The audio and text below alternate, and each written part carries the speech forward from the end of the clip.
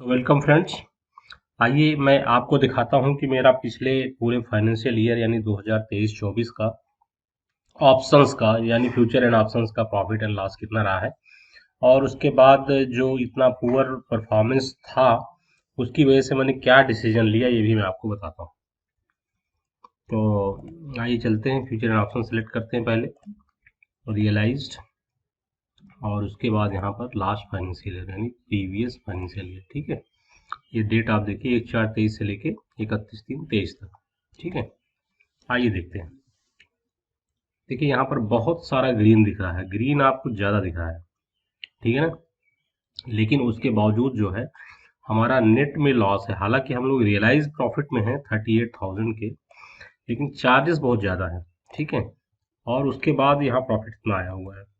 तो मेरा कहने का मतलब इसमें ये है कि इतना ज़्यादा आपने इतने दिनों तक ट्रेडिंग करी, इतना खून जलाया, उसके बाद आपके पॉकेट से ही पैसा गया है।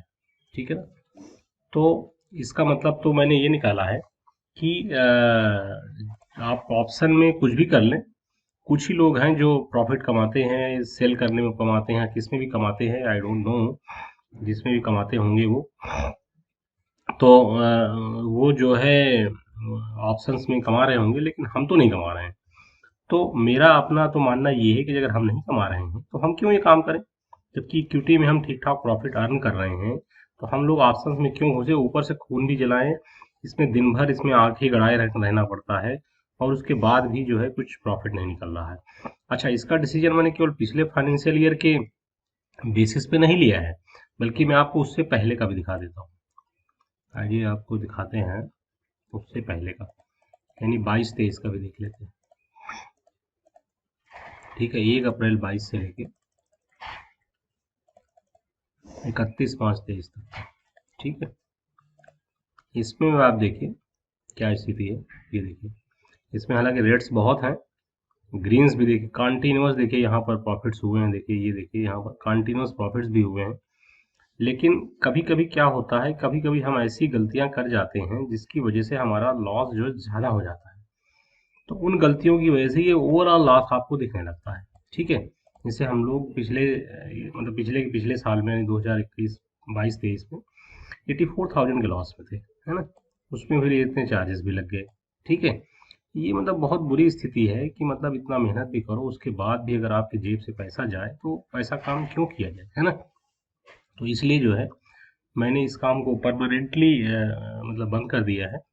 अब मैं इसमें ट्रेडिंग नहीं करता हूँ। फ्यूचर एंड ऑप्शन में आपने लास्ट वाली स्क्रीन में देखा ही होगा कि मार्च में जैसे नील ट्रेडिंग है हमारी, तो वो कम्प्लीटली हमने बंद कर दी। हालांकि मैंने अल्गो ट्रेडिंग का भी इस्तेमाल किया था, ट्रेड ट्रेड ट्रांस जो होती है उसमें भी अल्गो ट्रेडिंग का हमने यूज किया था, तो उससे भी परफॉर्मेंस कुछ आता नहीं है। मैंने अपनी स्ट्रेटजी भी बना करके देखी, वो स्ट्रेटजी सही से काम नहीं करती है। जो लॉजिक आप लगाओ वो लॉजिक प्रॉपरली वहाँ फॉलो नहीं करती है। कुछ और लोगों का, जैसे आपने दूसरे लोगों की भी स्ट्रेटजी जिसका परफॉर्मेंस देख करके आप काम करते हैं, तो वो काम भी मैंने किया हुआ उसमें ट्रेड ट्रांस से।